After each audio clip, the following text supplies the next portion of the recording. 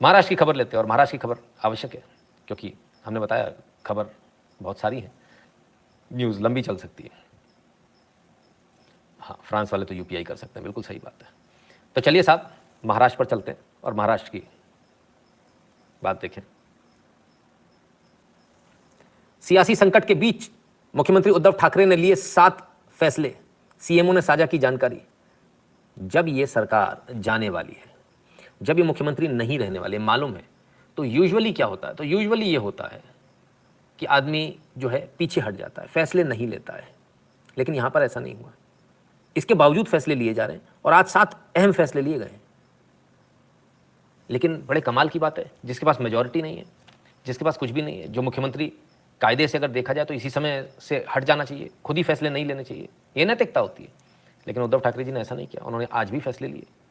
और आज भी यूजुअली होता है सामान्य कामकाज किया जाता है ना, नए फैसले नहीं लिए जाते, उनसे बचा जाता है कि बाद में कुछ दिक्कत ना हो। लेकिन ऐसा नहीं हुआ। खैर आइए देखें फिर क्या, क्यों हम ऐसा बोल रहे हैं उसको भी समझें। क्योंकि अब महाराष्ट्र से आपको ले चलेंगे देश के सीधे दूसरे कोने में, ठीक ऑपोजिट आसाम, गुवाहाटी में लैंड करें सर। ब्लू ना, आज ब्लू है, पानी पानी नहीं, रेडिसन ब्लू। चलिए साहब रेडिसन ब्लू में चलते हैं। वो कह रहे हैं उनके पास तो विधायक है ही नहीं, 15-20 विधायक हैं।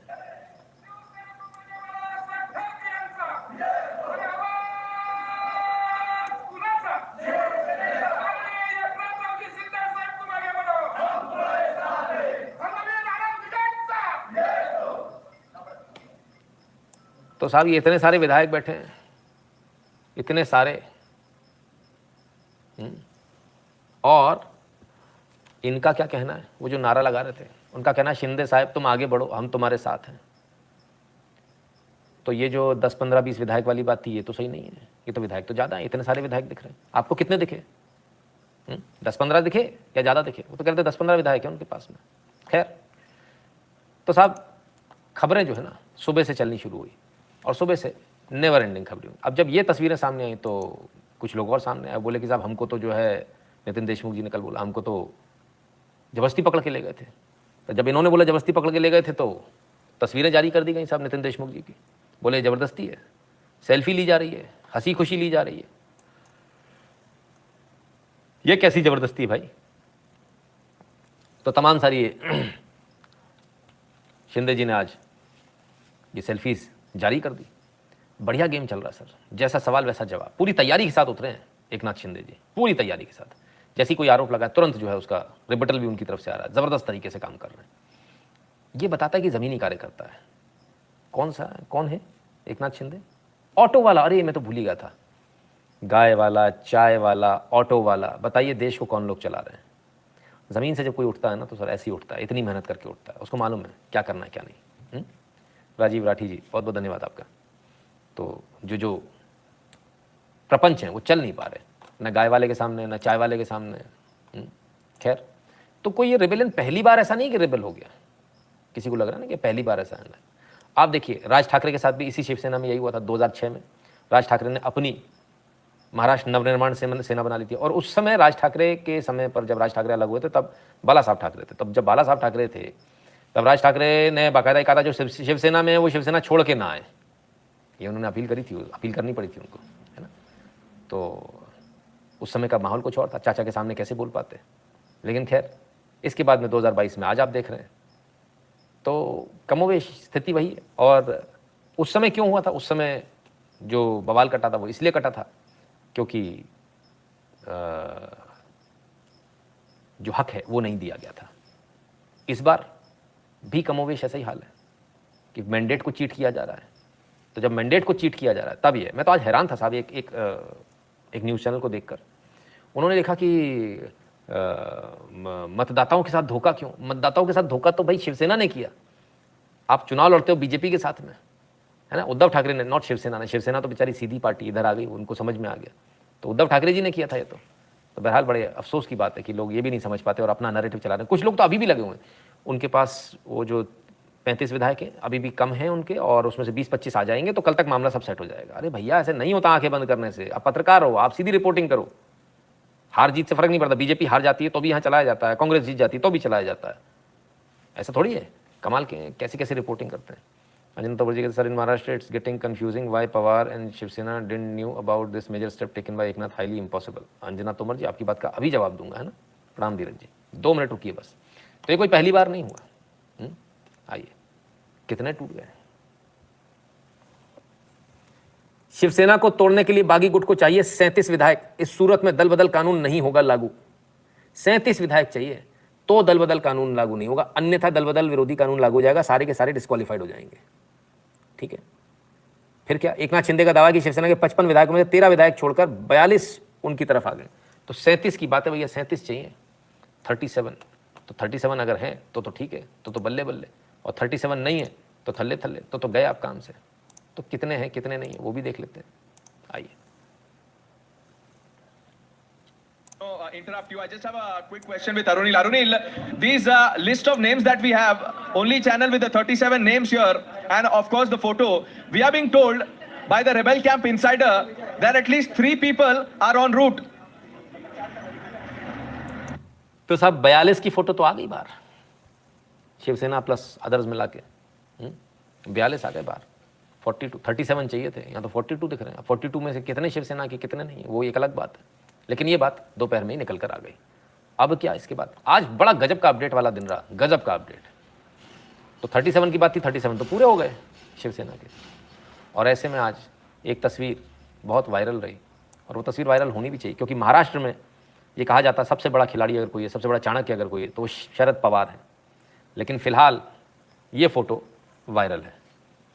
प्यादे से ही बादशाह को गिराने की चाल चल रहे एकनाथ शिंदे, सत्ता के खेल को बयां कर रही है तस्वीर। तो साहब बादशाह को चेक और मेट का गेम इस समय चल रहा है, शतरंज का गेम महाराष्ट्र में चल रहा है।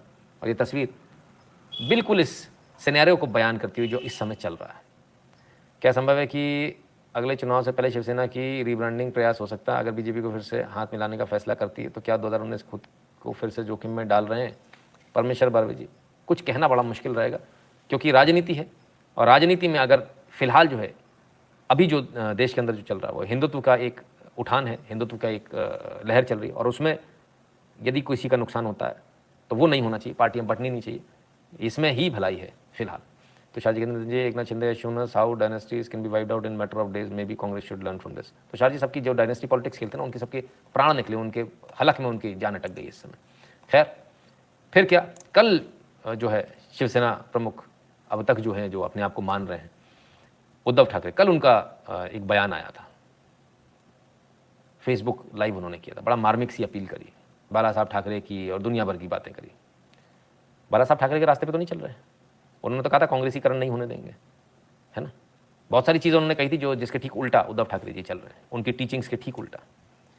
तो कल और उससे पहले की तस्वीरें देख लीजिए, ये उससे पहले की तस्वीर है, ठीक उसी जगह पर देखिए, ये पेन स्टैंड लगा हुआ, ये पेन स्टैंड है, पीछे जो नक्शा लगा हुआ है पीछे नक्शा। कल में और उससे पहले में फ़र्क देखिए, यहाँ गुलदस्ता रखा हुआ है, यहाँ भारत का लोगो है, एम्बलम है भारत का, झंडा है भारत का, और दूसरा झंडा नहीं है कोई।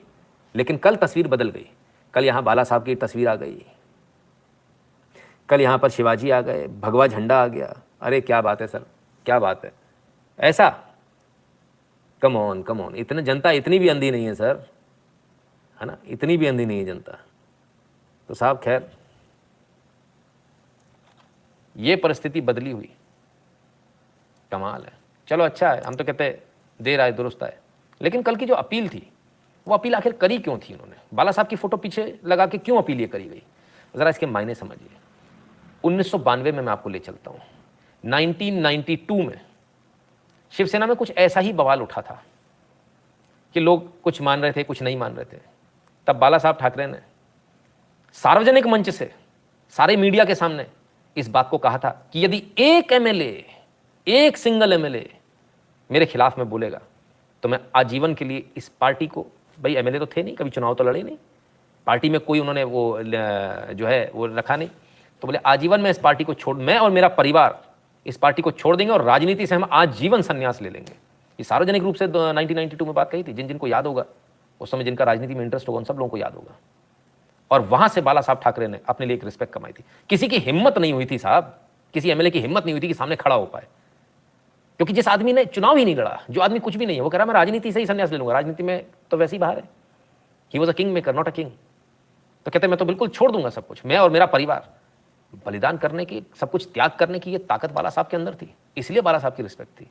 और वो दिन का दिन था, और जब तक बाला साहब ठाकरे ने आखिरी सांस ली तब तक कोई उनके खिलाफ आवाज नहीं उठा पाया शिवसेना में, क्योंकि लोगों को मालूम था कि ये आदमी जो कह रहा वो कर देगा, ये सच में छोड़ के चला जाएगा। और शिवसेना को खड़े करने वाले थे कौन? बाला साहब ठाकरे। वही चले जाते तो बचता कौन? अब बाला साहब ठाकरे लीगेसी में विश्वास नहीं रखते थे कि डायनेस्टी पॉलिटिक्स में विश्वास नहीं रखते थे, मैं मेरे बाद मेरा बच्चा आएगा, उस पर भी चर्चा करेंगे।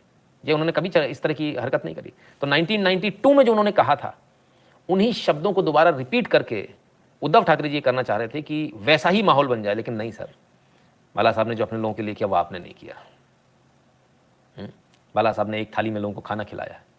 बाला साहब के पास में जब कोई जाता था, चाहे वो मंत्री होता था, चाहे कोई भी जाता था, एक सामान्य व्यक्ति होकर, जैसे ही मातोश्री के गेट पर वो अंदर जाता था, एक सामान्य व्यक्ति होता था, और सामान्य व्यक्ति की तरह बाला साहब उनसे पूछते थे खाना खाया कि नहीं खाया। ठीक है ना? तो ये व्यवहार अलग था, सबसे बातचीत करते थे, छोटे से छोटे कार्यकर्ता से, चाहे वो मंत्री हो चाहे छोटे से छोटा कार्यकर्ता हो, सबको बराबर डांट फटकार मिलती थी। ऐसा नहीं है कि सबसे बहुत प्यार से बात करते थे, गले लगा रहे हैं। बाला साहब उनमें से नहीं थे। गलत करने पर बुलाकर डांटते थे मातोश्री में, और लोग जाते थे डांट खाने के लिए जाते थे, मंत्री जाते थे, गृह मंत्री जाते थे, मुख्यमंत्री जाते थे डांट खाने। तो ये उनका कद था। अगर आज कोई कहे कि शिवसेना में बाला साहब ठाकरे के बराबर या उनके कद के बराबर कोई, तो मैं नहीं समझता कोई दूर दूर तक उनके बराबर है। खैर, एकनाथ जी अब चले हैं उस लेगेसी को लेकर, उस पार्टी को बचाने के लिए, जिस पार्टी को खून पसीने से सींच कर बाला साहब ठाकरे यहां तक लाए थे, जीरो से यहां तक लाए थे। चलिए देखिए, वक्त बताएगा क्या होता है। हिंदुत्व की राजनीति जो जाकर हरे रंग में, पता नहीं कब हरे रंग के कैलेंडर्स में बदल गई, पता ही नहीं चला। भगवा से शुरू हुई, हिंदू प्रतिष्ठा के लिए जो पार्टी खड़ी हुई, हिंदू प्रतिष्ठा की लड़ाई के लिए जब कोई बातें नहीं करता था इस प्रकार की, तब जो खड़ी हुई पार्टी, वो भगवा से हरे रंग में उसके कैलेंडर कब छप गए पता नहीं चला, और कब जो है वो अपने एजेंडे से सेक्युलर हो गई। कमाल हो गया। इतना कुछ हुआ, ये कोई नॉर्मल बात नहीं। देखिए, ये जो बहुत सारे लोग, बहुत सारे चैनल आपको बताएंगे कि ये सत्ता की लड़ाई है, एकनाथ शिंदे ने ऐसा कर दिया, ऐसा नहीं है सर। कोई एकनाथ शिंदे नहीं कर सकता ये इतने सारे लोगों को लाना, वो भी शिवसेना जैसी पार्टी में, इट इज इम्पॉसिबल। अंदर ही अंदर सब बहुत घुट रहे थे। क्यों घुट रहे थे उसका कारण है, जरा बैकड्रॉप थोड़ा सा ले लेता हूँ, 2 मिनट का है ना। कल सामना की हेडलाइन होगी उखड़ गया, नहीं अपन ऐसा क्यों बोले सर, है ना, वो उनका इंटरनल मैटर। सामना भी जाएगा खैर इनसे, क्योंकि वो भी शिवसेना का मुखपत्र है, तो सामना भी चला जाएगा इनसे, है ना, इनके हाथ से सब कुछ चला जाएगा। देखिए, इसको जरा समझना पड़ेगा आपको, शिवसेना और महाराष्ट्र की राजनीति को आपको समझना पड़ेगा। मैंने पहले भी, पिछली बार भी समझाता, इस बार भी समझाता हूँ। शिवसेना और बीजेपी जो है अलग चुनाव लड़ना चाह रही थी, शिवसेना के साथ नहीं लड़ना चाह रही थी। इसके ऊपर जो प्रेशर था, इसके ऊपर प्रेशर था संघ का, प्रेशर था आरएसएस का, कि नहीं आपको साथ में चुनाव लड़ना, हिंदू वोट बटेगा नहीं, साथ में चुनाव लड़ेंगे, आपस में नहीं लड़ेंगे एक दूसरे से चुनाव। तब ये चुनाव साथ में लड़ा गया। इसके बाद में क्या हुआ, शिवसेना ने बिट्रे कर दिया। रश्मि जी की महत्वाकांक्षा, अति महत्वाकांक्षा ने इस पार्टी को लाकर ऐसी जगह खड़ा कर दिया, बोले नहीं मुख्यमंत्री तो मेरा ही पति बनेगा। तो ये जो महत्वाकांक्षा, जो इंटरनल सोर्सेस से जो मालूम चलती है, तो ये जो महत्वाकांक्षा, इसने पूरी पार्टी को लाकर ऐसे दोहराए पर खड़ा कर दिया कि जो अब असमंजस की स्थिति शिवसेना में, तो जो कह दिया वही होगा, यही पैटर्न चला रहा है, सबके माइंड कंडीशनड है उसी चीज़ के लिए कि जो कह दिया ऊपर से वही माना जाएगा, उसमें इफ एंड बट नहीं है। तो वही चला रहा था बाला साहब के ज़माने से। तो इन्होंने बोला भाई हम बीजेपी के साथ सरकार नहीं बनाएंगे। लोग दुखी मन से बोले ठीक है भाई, कुछ लोगों ने पार्टी छोड़ी, है ना, तो कोई फर्क नहीं पड़ा, बाकी लोग जुड़े रहे। लेकिन अंदर ही अंदर एक डिसिडेंट सा पैदा हो गया, ये क्या हो गया। और वो धीरे धीरे जैसी भाई सरकार में बैठे जरूर थे उद्धव ठाकरे, चलती नहीं थी इनकी, चलती पूरी एनसीपी की थी। गृह मंत्रालय एनसीपी ने ले लिया था, पुलिस का ठुल्ला भी, जो छोटा सिपाही भी है, वो उन एनसीपी के हिसाब से काम करता था, शिवसेना वाले को लठ बजा देता था। ठीक है ना, तो जो उगाही वाला बिजनेस था वो पूरा जो है एनसीपी ने कब्जा कर लिया। एनसीपी ने अपने आप को बहुत स्ट्रॉन्ग कर लिया। अब प्रॉब्लम कहाँ शुरू हुई, प्रॉब्लम वहाँ पे भी शुरू नहीं हुई, चलो वो भी चल जाता, लेकिन प्रॉब्लम वहाँ शुरू हुई जहाँ जो एजेंडे से हट गए, जो जाकर जो सेकुलरिज्म जो उनको चढ़ गया, जो हरा रंग जो उन्होंने अपने ऊपर चढ़ा लिया, और जो बिल्कुल साहब एकदम ही टर्न अराउंड हो गया। अब प्रॉब्लम कहाँ है, जरा प्रॉब्लम समझिए। ताना बाना जो है ना, बड़ा क्लोज नेट फैमिली है, आरएसएस, बीजेपी एंड शिवसेना। मैंने पहले भी बताया था, जो लोग शुरू से देख रहे हैं लाइव को मेरे, उनको याद होगा, मैंने कहा था शादियां हुई हैं आपस में, बहू और दामाद के रिश्ते हैं। समझिए आप बात को, कि शिवसेना में यदि कोई है तो उस संघ के किसी व्यक्ति का कोई बच्ची किसी ने दे रखी है, तो वो उनका दामाद है। अब वो शिवसेना वाला उधर चला गया और वो अब हरे की बात कर रहा है। तो जिन लोगों ने संघ के अंदर जो धड़ा था, जिसने ये कहा था कि भाई चुनाव साथ में लड़ेंगे, अलग नहीं लड़ेंगे, वो तो बेचारा फेस सेवर मोड से भी बाहर निकल गया, वो अपना चेहरा ही नहीं बचा पा रहे हो। और अंदर ही अंदर उनको बहुत प्रॉब्लम हो रही थी, क्योंकि ताने तो सर सुनने को मिलते हैं ना, संघ भी अगर परिवार है तो कोई छोड़ता थोड़ी है, वहाँ पर भी इंसान है, ताने तो वहाँ भी मिले, ताने यहाँ भी मिले। और जीना उन लोगों का हराम हो गया जिनके आपस में रिश्ते थे, कि लड़का तो पता चला कि पिता तो मालूम चला कि बीजेपी से है, बेटी दी है शिवसेना वाले को, वो उधर के नेता है, दामाद उधर का नेता है। अब ना इधर के रहे ना उधर के। तो ये जो एक जो रिलेशंस जो है ना, ये गड़बड़ा गए पूरे। और ये मैं कोई मंत्री लेवल पे बात नहीं कर रहा हूँ, ये हर लेवल पे था, ठीक है ना। ये पार्षद लेवल और उससे छोटे लेवल, मोहल्ला वाले जो नेता होते उस लेवल तक था ये। तो ये रिश्ता जो है ना, ये रिश्ता बड़ा आपस में क्लोज नेट रिश्ता है। तो बहुत सारे लोग बोलते हैं ना, नहीं शिवसेना को बर्बाद कर देना चाहिए, शिवसेना से कुछ नहीं रखना। अरे सर, रिश्ते हैं उनके आपस में, आप जरा पता कीजिए, महाराष्ट्र जाइए, आपको मालूम चलेगा। सो ये जो रिलेशन थे ना, ये रिलेशन अब स्ट्रकअप हो गए।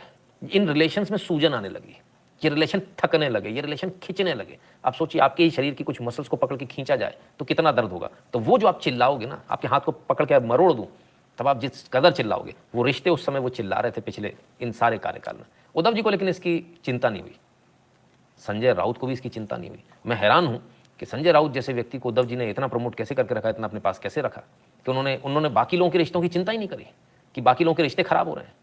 आलम ये हो गया था, हमारे पास में जो तमाम सारे लोगों से बातचीत होती है, आलम ये हो गया था कि लोग मुंह चुराने लगे थे एक दूसरे से। आप सोचिए, मतलब सोचिए कितनी अजीब बात है कि दिवाली है और ससुर जो है अगर वो बीजेपी में है तो वो मुंह चुरा रहा है और वो ये सोच रहा है दामाद जब आएगा शिवसेना वाला तो यार मैं बाहर हो जाऊंगा घर के, ताकि पॉलिटिक्स की बात ना हो। आपस में मुंह चुराने लगे थे सर, आपस में रिश्तों में ये होने लगा था। मैं से कुछ 2-3 लोगों को जानता हूं जिनके रिश्ते हैं, वो खुद इस बात को बयां करते थे, इस बात को बोलते थे कि यार हम आपस में आमने सामने नहीं पढ़ना चाहते अब। तो रिश्ते खराब होने शुरू हो गए थे। तो ये जो बात कही जा रही है ना, एक नाथ शिंदे ने कुर्सी के लिए कर लिया, नहीं सर ऐसा नहीं है। ये मामला सिर्फ कुर्सी का नहीं है, आपको इसको थोड़ा डीप में जाके समझना पड़ेगा। ये इतना आसान नहीं है जितना ऊपर से चैनल दिखा रहे हैं। कोई चैनल आपको ये नहीं बताएगा, लेकिन मेरी बात पर हर शिव सैनिक और हर बीजेपी वाला और हर आरएसएस वाला इस बात पर स्टैंप लगा देगा कि यस वो बंदा सही बोल रहा था। आप जाइए, पता कीजिए, ग्राउंड पर उतरिए। तो ये इतना ऊपरी नहीं है जितना लोग समझ रहे हैं। खैर, तो जब इतने रिलेशन स्ट्रेन होने लगे तो भाई सबके ही हो रहे थे, तो सबके अंदर मन में एक डिसीजन पैदा शुरू हुआ कि नहीं यार, शिवसेना तो रहेगी, ये गड़बड़ फैसले ले रहे हैं, ये बिल्कुल ही गलत जा रहे हैं। कांग्रेस में और बीजेपी में, मैं कहता हूं बीजेपी मतलब एक भारतीय जनता पार्टी को मत समझिए, ये एक विचारधारा को पकड़ लीजिए। एकमात्र पार्टी ऐसी कौन सी है बीजेपी जिसके लोग उसी का विरोध कर देते हैं, उसके सपोर्टर्स उसका विरोध कर देते हैं। जैसे हम लोग कार्यकर्ता नहीं है, हम लोग बीजेपी से जुड़े नहीं, मिस कॉल वाला भी नहीं हूं, अपन बीजेपी का सपोर्ट बीजेपी को बाय डिफॉल्ट मिलता है तो बीजेपी का विरोध भी कर देते हैं, है ना, ठीक है ना। तो एकमात्र ऐसी पार्टी, बड़ी खतरनाक पार्टी है जिसका लोग विरोध भी कर देते हैं। एक्चुअली जो बीजेपी का सपोर्टर, वो बीजेपी का सपोर्टर नहीं है, वो राष्ट्र का सपोर्टर है, वो देश का सपोर्टर है, वो धर्म का सपोर्टर है। तो राष्ट्र और धर्म के सपोर्टर जब आते हैं तो ये नहीं देखते कि बीजेपी क्या कर रही है। यही फर्क है। अच्छा, दूसरी बात, पढ़ा लिखा है वोटर इनका जो है, यही फर्क है कांग्रेस में, सपा में, बसपा में और बाकी पार्टियों में, और बीजेपी में या फिर राष्ट्रवादी पार्टियों में, जिसमें शिवसेना भी हुआ करती थी, अभी तो आप लोग शायद नहीं मानेंगे, है ना, जिसमें संघ भी आ जाता है। ये तमाम सारे लोग हैं जो एक तरफ खड़े हो जाते हैं। ये सारी पार्टियां वो पार्टियां सर जिसमें कभी भी ये नहीं चल पाएगा, क्योंकि इसके जो सपोर्टर है वो देश का, धर्म का सपोर्टर है, तो खटसेन से बैकिंग खींच लेता है, ठीक है ना। तो वो नहीं चल पाता जो बाकी पार्टियों की तरह चलता है। सेम चीज कांग्रेस के अंदर है। एक ऐसे व्यक्ति को बनाने का, पीएम बनाने का सपना दिखाया जा रहा है जो नहीं बन सकता। वो कुछ भी कर सकता है लेकिन वो पीएम नहीं बन सकता, वो पॉलिटिक्स के लिए नहीं बना है, लेकिन वो मानने को तैयार नहीं है। नहीं साहब बनेगा, लेकिन कांग्रेस में ये नहीं हो पाया। कांग्रेस में ऐसा नहीं हो पाया कि सारी कांग्रेस इकट्ठी हो जाए और बोल दे नहीं भैया तुम कांग्रेस से बाहर हो, लेकिन शिवसेना में ऐसा हो गया और कल बीजेपी में भी हो जाएगा। अब बीजेपी वाले आज से अपनी जुगाड़ लगाएंगे, सारे जो ऐसे लोग हैं जो राष्ट्रवादी टाइप, उनको बाहर करो, चमचों को रखो। तो वो तो आप बहुत दिनों से कर रहे हो, और ज्यादा चमचे रख लोगे तो कांग्रेस बन जाओगे, खत्म ही हो जाओगे, है ना। तो इससे तो शिवसेना बन लो तो अच्छा, बच तो भी जाओगे, ठीक है। तो खैर, ये कुल मिला के एक बहुत बड़ा डिफरेंस है बाकी पार्टीज में और राष्ट्रवादी पार्टियों में। वो राष्ट्रवादी पार्टी, हमने 2-3 नाम लिए, हो सकता है और ज्यादा हो, तो ये प्रॉब्लम उनके साथ भी रहेगी, ऐसा नहीं कि नहीं रहेगी, क्योंकि उनका जो सपोर्टर है वो बाय डिफॉल्ट उनका सपोर्टर राष्ट्रवादी है, हिंदूवादी है। और जो राष्ट्रवादी और हिंदूवादी होगा वो पार्टी से हटकर चलेगा। और जब जनता का प्रेशर आता ना सर, फिर सब स्टंप उखड़ जाते हैं, जैसे शिवसेना में अभी उखड़ गए, सारे के सारे इधर आ गए। ये जनता का प्रेशर है सर, है ना। तो जितने राष्ट्रवादी पार्टियां होंगी उनको हमेशा इस प्रॉब्लम से जो है 2-4 होना पड़ेगा। खैर, आइए अब आगे चलते हैं, शिवसेना की बात करें। 3 MLAs from Shiv Sena and 5 independent will reach Gujarat Surat tonight. ये कल रात की खबर थी जो हमने नहीं ली थी, ले नहीं पाए थे, सॉरी, लेट हो गए थे। तो 3 और लोग पहुंचे साहब गुजरात के सूरत। फिर क्या हुआ, गुजरात के सूरत पहुंचे तो फिर सुबह पहुंच गए, होटल पहुंच गए, रेडिसन ब्लू।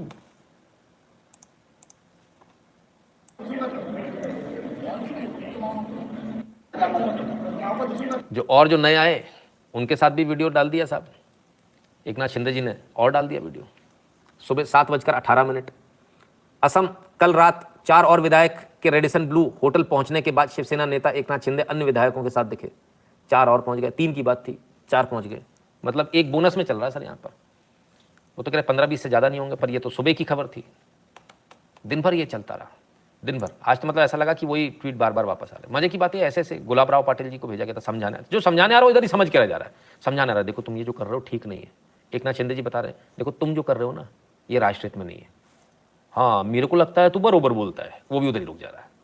अभी गुलाब राव शिंदे जी का देखिए, गुलाब राव शिंदे जी का जो है मैटर इस प्रकार से था कि भाई वो उन्होंने, उनका फ़ोन अनरीचेबल हुआ, उनको ढूंढा गया तो मिल गए, जिस होटल में वो रुके हुए थे वहाँ मिल गए, तो फिर उनको पकड़ लिया, जो सर्च पार्टी भेजी गई थी पूरे साउथ मुंबई अगर में उनको ढूंढा गया था, मिल गए तो बोले कि बोले भैया उद्धव जी से बात करो। बोले मेरी बात हो गई उद्धव जी से।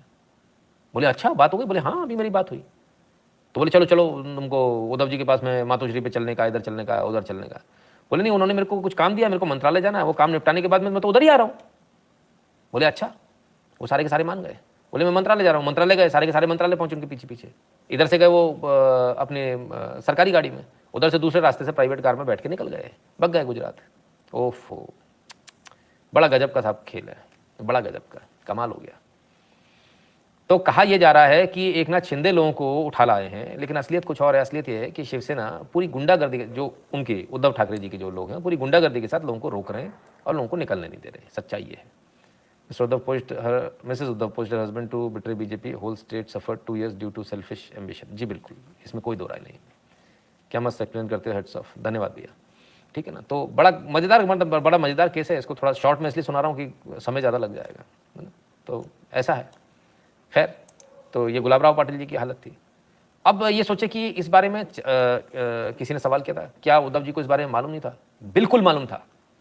इंटेलिजेंस ब्यूरो ने बाकायदा 2 महीना पहले इस बात की जानकारी दी थी कि 10-12 जो विधायक हैं आपके, वो लगातार कॉन्स्टेंटली बीजेपी के टच में हैं। ये रिपोर्ट थी इंटेलिजेंस की और ये रिपोर्ट दी गई थी उद्धव ठाकरे जी को, लेकिन उन्होंने इस पर कोई ध्यान नहीं दिया। ये रिपोर्ट इंटेलिजेंस ने बाकायदा सरकार को दी थी कि आपकी सरकार को प्रॉब्लम हो सकती है, नाम भले ही ना दिए हों उसमें, लेकिन बाकायदा इस बात का ये जिक्र किया गया था कि जो विधायक जो आपके हैं वो इन लोगों के फेवर में है।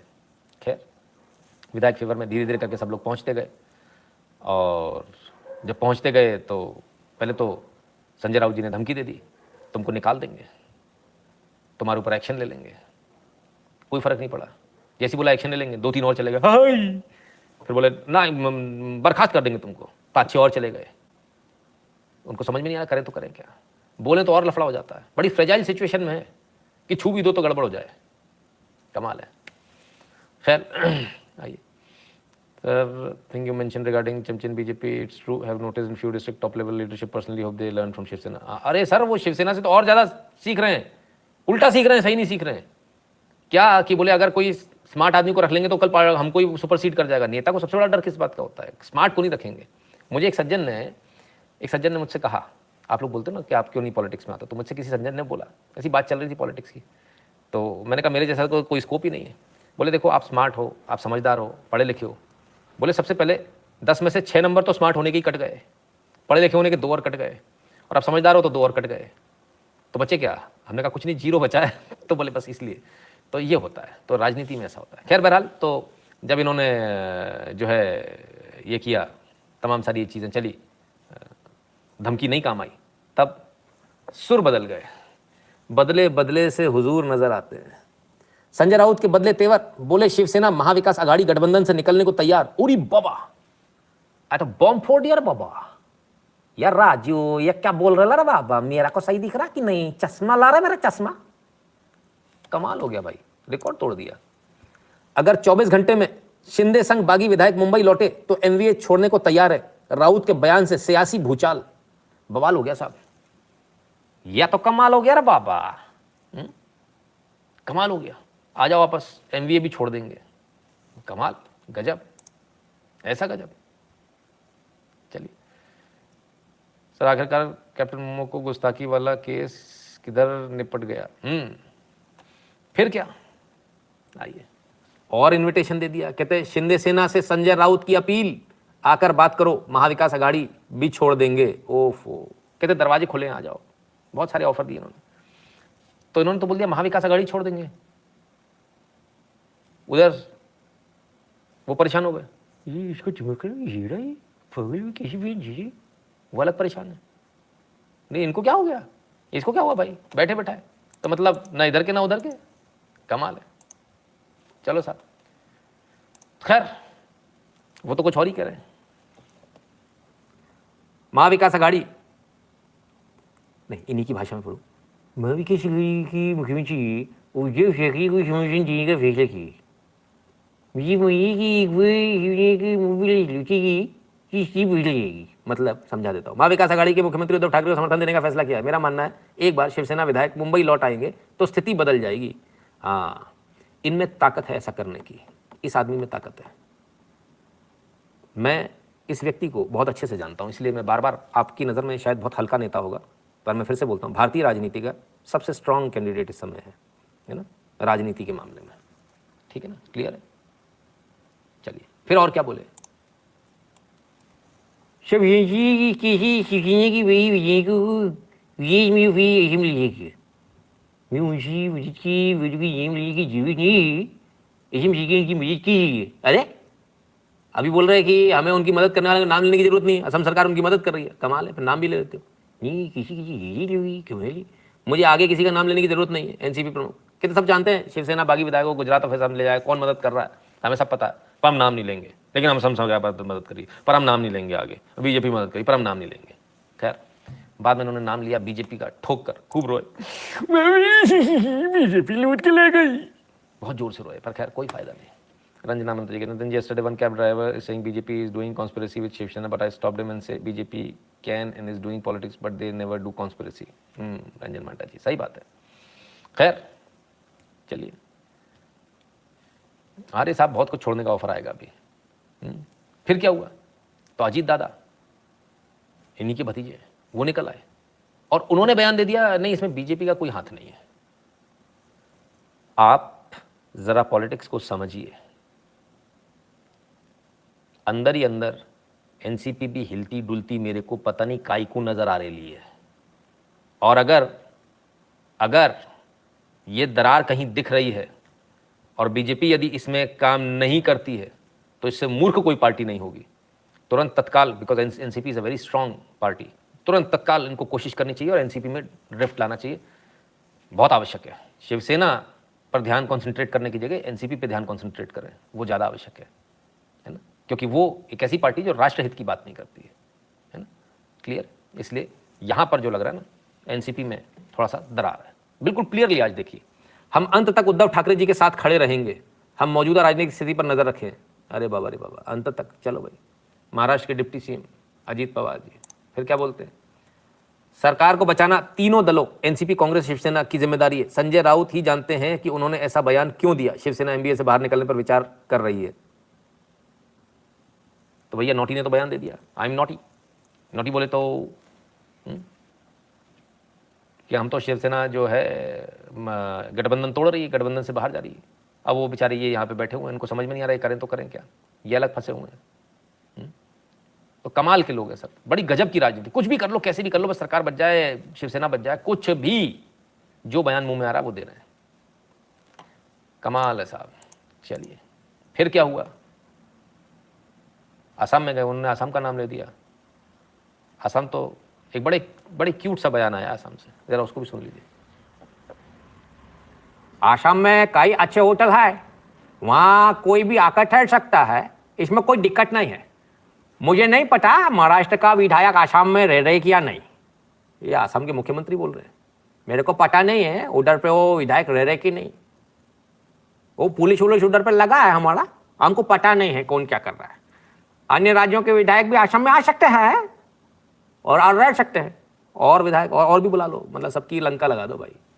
तो असम के मुख्यमंत्री हेमंत बिस्वा शर्मा कहते भाई कितने क्यूट है, मतलब बड़े बड़े प्यारे। और देखिए ये जो बयान है ना, ये बयान बहुत काम का बयान है, ये बेहतरीन बयान है, ये समझदारी बता रहा है इस इंसान की। एक व्यक्ति, ऐसा व्यक्ति ऐसे समय पर जब आपकी पुलिस वहां लगी है, आपने पूरा पहरा बैठा रखा है, उस समय पर जब ये आरोप लगेगा आपके ऊपर तो कहते हैं हाँ मुझे नहीं पता कि महाराष्ट्र के विधायक वहां आए हैं। विधायक आ सकते हैं, असम घूमने लायक जगह है, बहुत सारे लोग आते हैं ठहरते हैं, और राज्यों के भी आ सकते हैं। जिधर जिधर के मन करे, राजस्थान का सचिन पायलट जी का मन करता तो आके रह सकते हो, आप कोई मना ही नहीं है। मतलब इन्विटेशन एकदम ओपन है। बड़े क्यूटली एकदम जवाब देके, बिल्कुल सिंपल एकदम, मैं तो मासूम हूँ जी, प्यार से निकल गए। कमाल। साहब का स्ट्रेटजी बहुत खतरनाक है, विपक्ष को तोल तोल के चलने की झाड़ पर उड़ा देते हो। चने की झाड़ पर उड़ा, जी बिल्कुल। तो चलिए साहब, असम के मुख्यमंत्री ने कह दिया हमें पता ही नहीं है कौन हमारे यहाँ आ रहा कौन नहीं आ रहा। घूमने लायक जगह लोग आते हैं, फिर क्या, फिर कुछ गाड़ी वाड़ी दिखी, देखें क्या हुआ।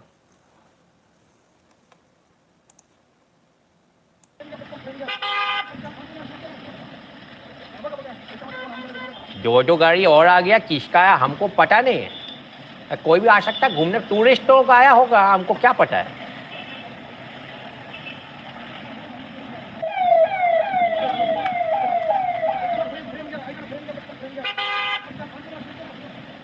लो भैया, गाड़ियां घूम रही हैं, कहाँ की घूम रही हैं देखें जरा, आइए।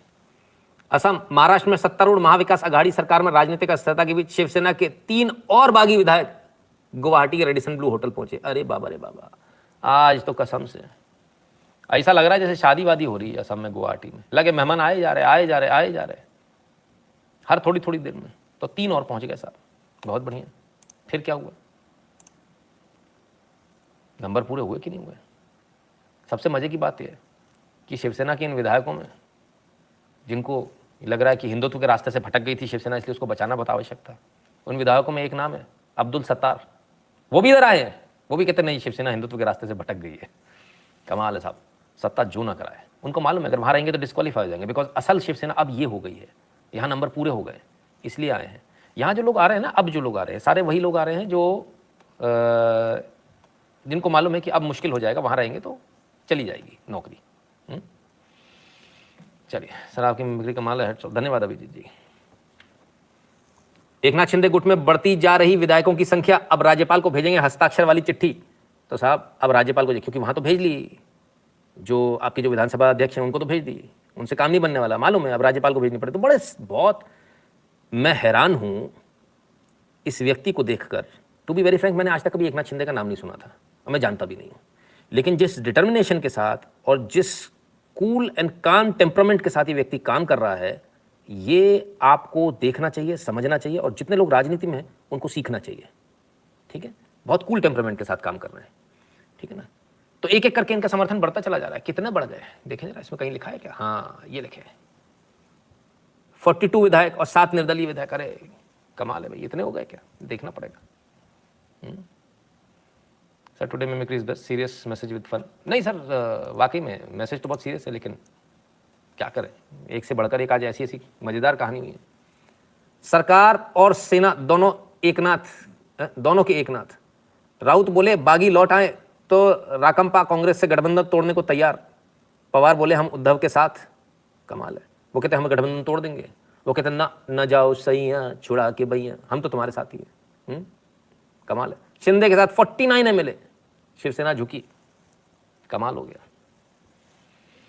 महाराष्ट्र के राज्यपाल को कोविड हुआ है, कल की एक खबर थी, है ना। तो खैर बढ़ते ही चले जा रहे हैं, अब क्या करेंगे, आइए और देखते हैं। 39 एमएलए इन गुवाहाटी होटल, 37 की बात हो रही थी, 39 हो गए sir. Just laughed it off. He was asked a direct question. The question was, what do you think of the dwindling numbers in the Uddhav camp? And he said, look, just because some councillors are leaving, just because some MLAs are leaving, does not mean that there is a threat to the government or the party. Now let's quickly play it out, and then I have a question for Arunil on this. तो साहब 39 MLA, ये तो MLA की बात हो गई। 39 MLA हो गए, बढ़ते जा रहे हो, कह रहे हैं, हम भी देख रहे हैं सुबह से बढ़ते जा रहे हैं। लेकिन उससे बड़ी एक खबर है, उससे बड़ी खबर बगल में चल रही है, दिखाऊं।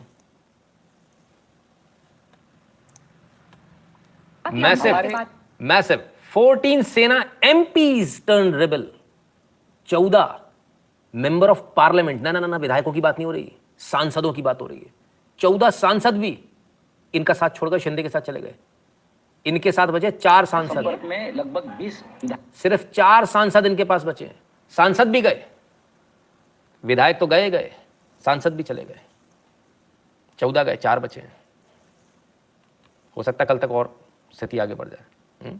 Sir more strengthen our company internal to great move by Modi ji, सभी पासो जी, है ना।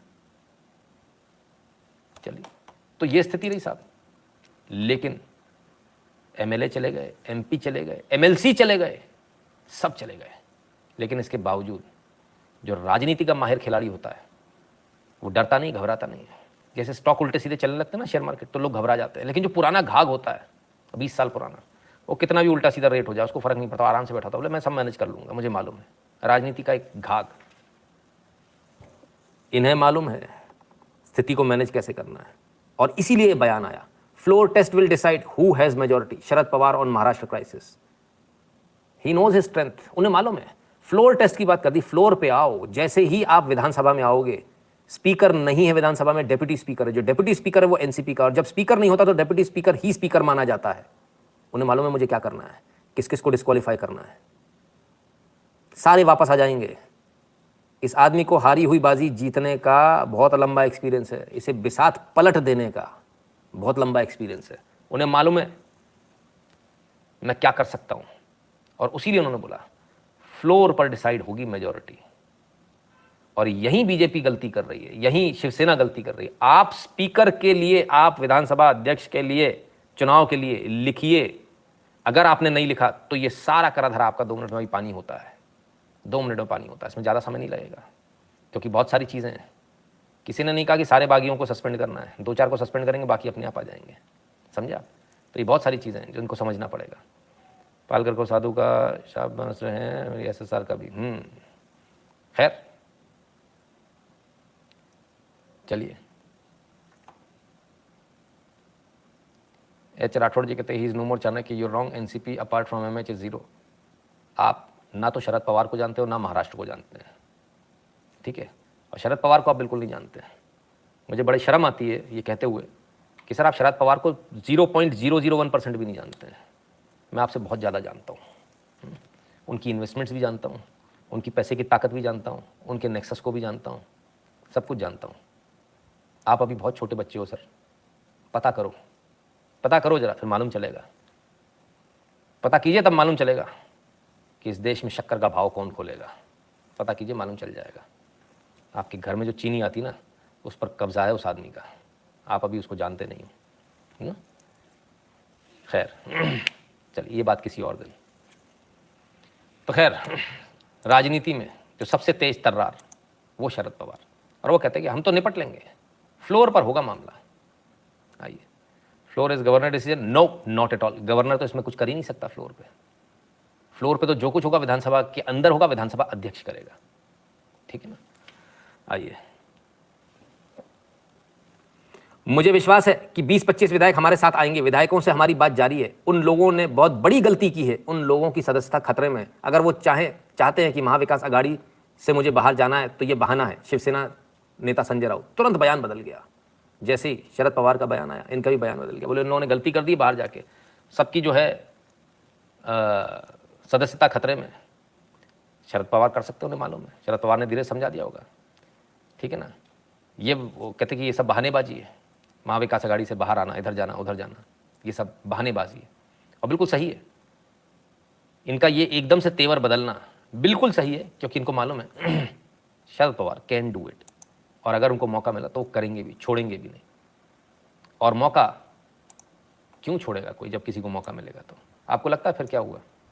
आइए, जो अभी थोड़ी देर पहले कह रहे थे क्या महाविकास आघाड़ी छोड़ने को तैयार है, वो कहते कि सब बहानेबाजी, आ जाओ फटाफट, तुमने बहुत बड़ी गलती कर दी है, सदस्यता चली जाएगी। और हमने आपसे क्या कहा, अपना स्पीकर बनवा लो, स्पीकर का चुनाव करवा लो, नहीं तो दिक्कत में आओगे, बहुत ज्यादा दिक्कत में आओगे। सुनिएगा ध्यान से। शिवसेना नेता विधानसभा में स्पीकर के सामने 15 बागी विधायकों की सदस्यता रद्द करने की मांग लेकर पहुंचे हैं। पार्टी ने सुप्रीम कोर्ट के लीगल एक्सपर्ट की मदद से यह याचिका तैयार की है। इसमें कहा गया है कि 15 बागी विधायकों की सदस्यता रद्द करने पर विचार किया जाए। बागी विधायकों के खिलाफ कार्रवाई की तैयारी यहां पर हो रही है। याचिका तैयार करने के लिए लीगल एक्सपर्ट की राय ली गई है और उसके बाद इसका खाका तैयार किया गया है। सुप्रीम कोर्ट के शीर्ष वकीलों से याचिका तैयार करवाई गई है। इस वक्त तो साहब, जो हमने आपसे कल कहा था और जो हम आपसे अभी तक लगातार कहते आने, वही हुआ। उन्होंने कहा ना फ्लोर पे डिसाइड करेंगे। तो 15 विधायकों के नाम दे दिए गए, 15 सिर्फ, 40 के, 42 के, 37 के, 35 के ना, सिर्फ 15 के नाम दिए गए। 15 से हमारा काम हो जाएगा ना, तो हम ज्यादा के क्यों देंगे? तो उन 15 के डिस्क्वालिफिकेशन के लिए दिया गया है। 15 को डिस्क्वालीफाई कर देंगे तो खेल खत्म हो जाएगा, फिर आप सुप्रीम कोर्ट जाना, इधर जाना, उधर जाना, फिलहाल आप वोट करने नहीं जा पाओगे फ्लोर पे। क्लियर है? समझ में आ रहा है कि नहीं आ रहा है? मस्त गेम है ना, ऐसी होता है। आप लाख चिल्लाते रहो, नहीं हम ऐसा, हम वैसा। जो विधानसभा, देखिए प्रॉब्लम कहाँ है, विधानसभा अध्यक्ष के लिए कोई लिखित रूल नहीं है कि वो ये करेगा वो करेगा, वो उसके डिस्क्रिशन पर है। तो बहुत बहुत पेंडुलम इधर से उधर जा सकता है। और डिप्टी स्पीकर है वो, स्पीकर नहीं है। स्पीकर का चुनाव करा लीजिए, भले में रहेंगे, नहीं तो फिर खेल है। ठीक है, आइए फिर क्या हुआ। शिवसेना के नवनियुक्त विधायक दल के नेता अजय चौधरी, इनको नया नेता चुन लिया गया है शिंदे की जगह, ने महाराष्ट्र विधानसभा के उपाध्यक्ष को पत्र लिखकर उन विधायकों के खिलाफ कार्रवाई की मांग की है जो विधायक दल की बैठक में शामिल नहीं हुए। अच्छा, किसको? विधानसभा के उपाध्यक्ष को। क्या लेटर लिखा है? क्या लिखा है? जो लोग विधायक दल की बैठक में शामिल नहीं हुए उनके खिलाफ। लेकिन इस पर तो एक्शन बनता ही नहीं है। विधायक दल की बैठक आपकी बैठक है, आपकी पार्टी की बैठक है, इससे सदन का कोई लेना देना नहीं है। ठीक है ना? विधानसभा की यदि कोई किसी कार्रवाई में कुछ होता तो कार्रवाई हो सकती थी, इसलिए ये लेटर गलत है। और यदि इस पर कार्रवाई करते हैं विधानसभा के उपाध्यक्ष तो ये पूरी तरह से इलीगल, अवैध होगी। ये उनके क्षेत्राधिकार में ही नहीं है। कोई पार्टी ने अपनी बैठक बुलाई है, उसमें कोई आया नहीं आया, उससे कोई फर्क ही नहीं पड़ता। विधानसभा की प्रोसीडिंग्स में है क्या, तो उनका क्षेत्राधिकार क्या है? विधानसभा, उसके बाहर का नहीं है, विधानसभा के अंदर की प्रोसीडिंग्स। तो विधानसभा के अंदर की प्रोसीडिंग नहीं है ये, इसलिए ये लागू नहीं होगा। लेटर तो लिखवाया है, चिट्ठी तो आपने लिखी है, अच्छे से ड्राफ्ट भी कराई होगी, उसमें बहुत सारी घुमाने की बातें भी लिखी होंगी, लेकिन ये इलीगल हो जाएगा, है ना? तो ये इसलिए बता रहा हूँ ताकि जो शिवसेना बीजेपी वाले उनको पता हो कि ये इलीगल हो जाएगा। ठीक है, दायरे के बाहर हो गया, बियॉन्ड ज्यूरिडिक्शन हो गया, इसलिए इसमें कोई भी किसी प्रकार का फैसला विधानसभा का डिप्टी स्पीकर नहीं दे सकता, देगा तो इलीगल होगा। क्लियर है? प्रतीक जी कहते हैं पालघर साधु, कंगना, एसएसआर, एमपी गवर्नमेंट और बंगाल के हिंदुओं के श्राप कब लगेगा? वो भी लगेगा सर, आप उसकी भी चिंता मत करो, वहाँ पे भी लोग ऐसी छूट कराएंगे जिस दिन आएंगे। मैं पुणे से, मुझे मालूम, शरद पवार जैसा माहिर खिलाड़ी पूरे भारत में नहीं है जी। योगेश जी, इसमें कोई दो राय नहीं है। खैर,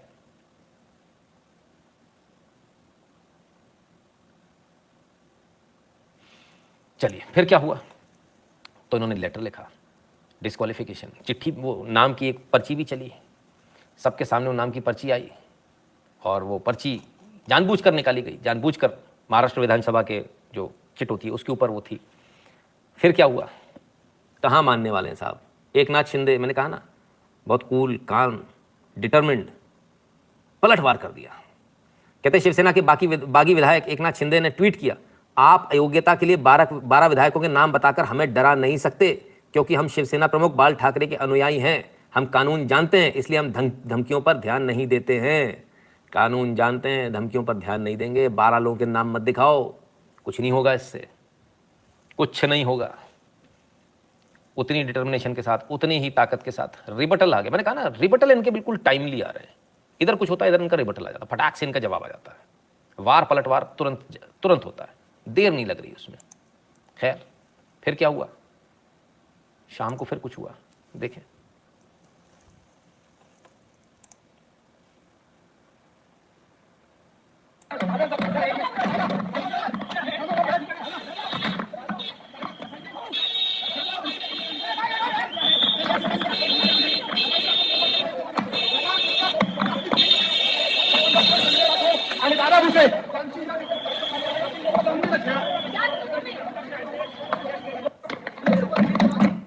अब ये क्या हुआ? कुछ नहीं, ये और कुछ हो गया जी, और लोग आ गए। देखें, 9:43 महाराष्ट्र से शिवसेना के कुछ और विधायक गुवाहाटी होटल पहुंचे, जहां पार्टी के एकनाथ शिंदे और अन्य विधायक ठहरे हुए हैं। ले भैया, रात तक फिर और आ गए। तो कितने आए? Get time please, can you see the message on WhatsApp? सारी घंटी मार दीजिएगा व्हाट्सएप पे ना अरुण जी, बिल्कुल प्रयास करेंगे। कमाल। तो और लोग आ गए। तो और कितने आए? कौन कौन आए? चलिए पहले तो देखें कौन कौन आए।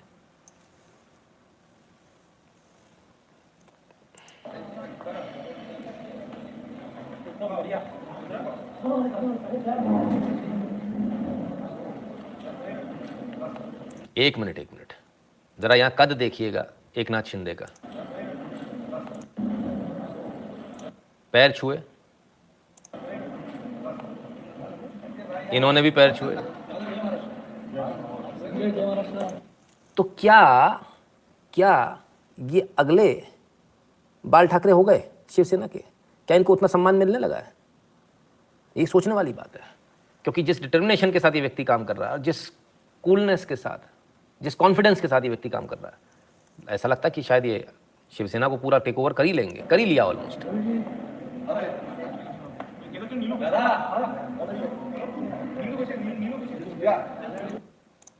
जरा देखिए दोबारा।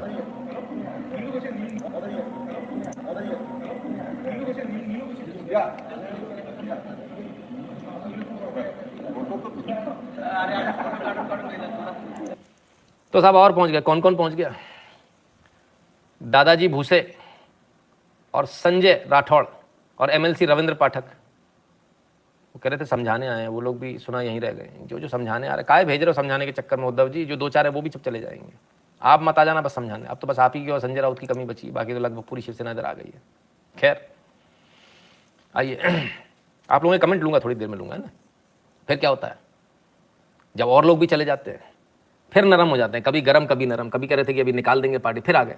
शिवसेना नेता संजय राउत का ट्वीट, बातचीत के लिए दरवाजे अभी भी खुले हैं, चर्चा ही आगे बढ़ा सकती है। ओ हो, आ जाओ भैया, आ जाओ, घर वापस आ जाओ। अब लौट चलें, चल भाई, कमाल है। तो बुला रहे हैं भाई, कोई जाएगा क्या? इस पूरे एपिसोड में मैंने कल भी बोला था, आज फिर बोलता हूँ, Sanjay Raut culprit, number 1 culprit Rashmi, जिनकी महत्वाकांक्षा, नंबर 2 संजय राउत, नंबर 3 खुद उद्धव ठाकरे और उनके सुपुत्र आदित्य ठाकरे। लेकिन एक चीज़ जो है, इस पूरे एपिसोड में जो देखने की मिलती है, जो अच्छी लगती है, वो ये लगती है डायनेस्टी पॉलिटिक्स जो है पूरी तरह से खत्म हो गई। मतलब शिवसेना, मतलब ठाकरे परिवार, पार्टी ही परिवार से बाहर निकल गई। ये आज तक नहीं हुआ है भारतीय राजनीति में, जो अब हो रहा है, देखने को मिल रहा है। तो क्या ये कांग्रेस में भी हो पाएगा? क्या ये डीएमके में भी हो पाएगा? क्या ये और जो तमाम सारी पार्टियां उनमें भी हो पाएगा? शुरुआत तो यहां से हो गई और ये एक अच्छी शुरुआत है। और बाला साहब का इस बारे में क्या कहना था वो सुन ले। नाम था बाल ठाकरे, लेकिन लोग इज्जत से बाला साहब बोलते थे, वो भी सुन लेते हैं जरा, उनका क्या कहना था। क्योंकि वो आवश्यक है। सपोर्ट करते हैं कि आपके बाद आपका बेटा इस गद्दी को संभालेगा।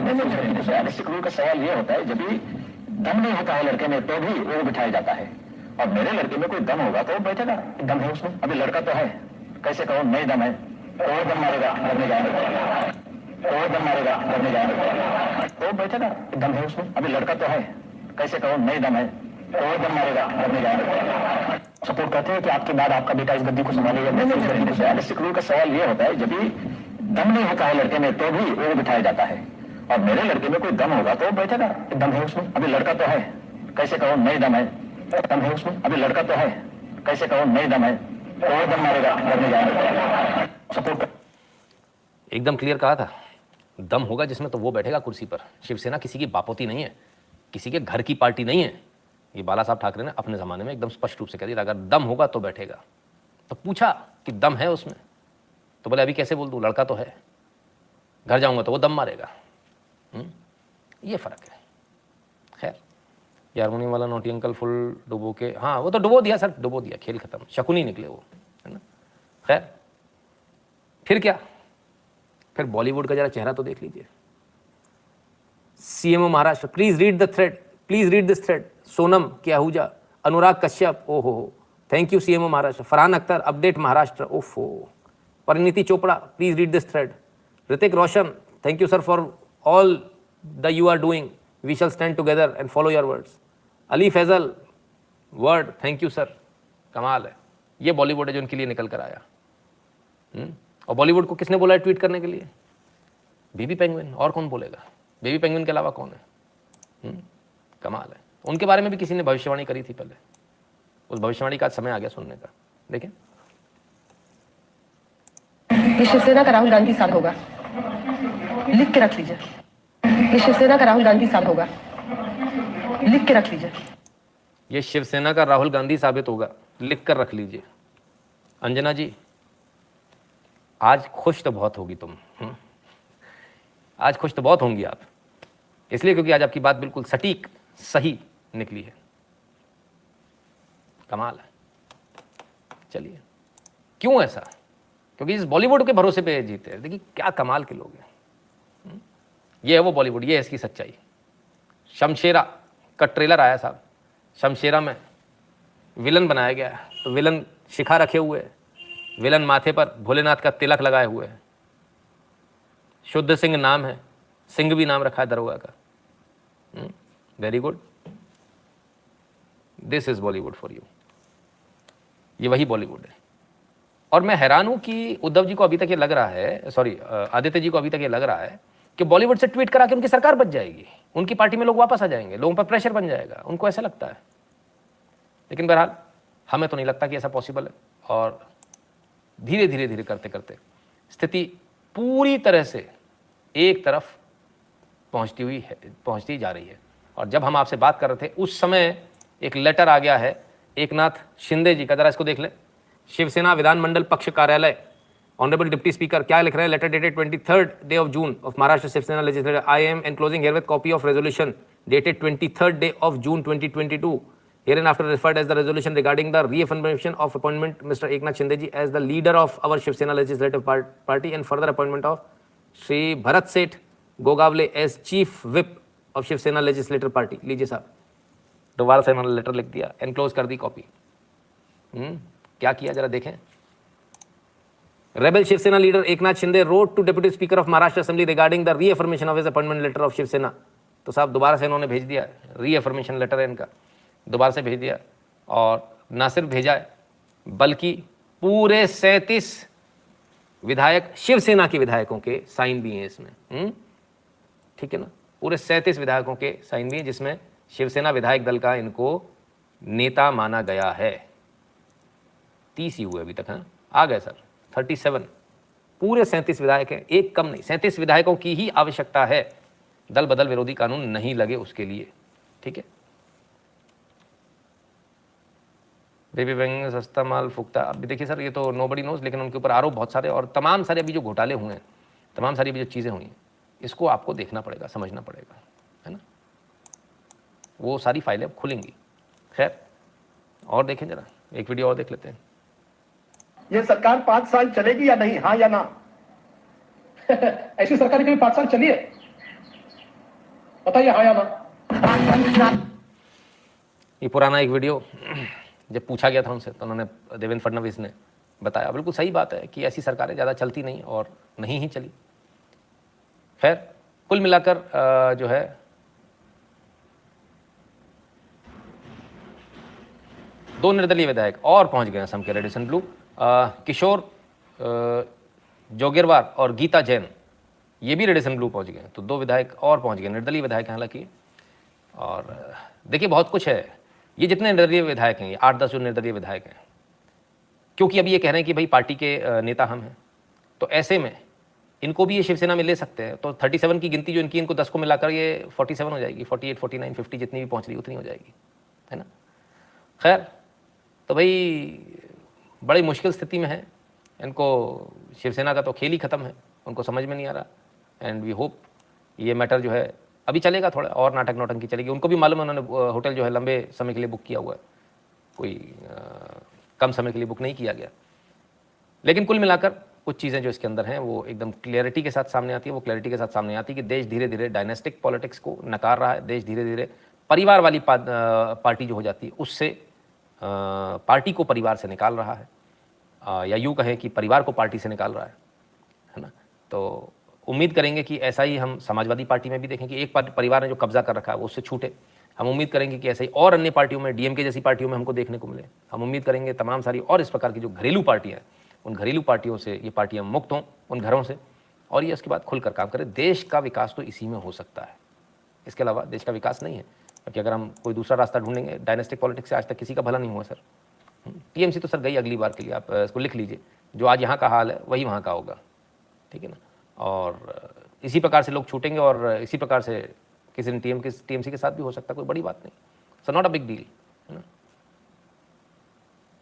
खैर मित्रों, हमारा आज का वीडियो आपको कैसा लगा, हमारा आज का लाइव आपको कैसा लगा, कमेंट सेक्शन में जरूर बताइएगा। और 8770720196 पर गूगल पे, पेटीएम, फोन पे के माध्यम से सपोर्ट करना, कंट्रीब्यूट करना, अपनी फीस भरना बिल्कुल मत भूलिएगा।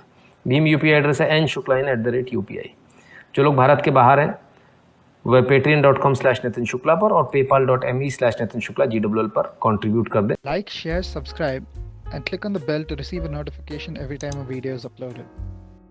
If you'd like to contribute to the channel, you can contribute to patreon.com/Sanatani, paypal.me/Sanatani, or Sanatani at UPI.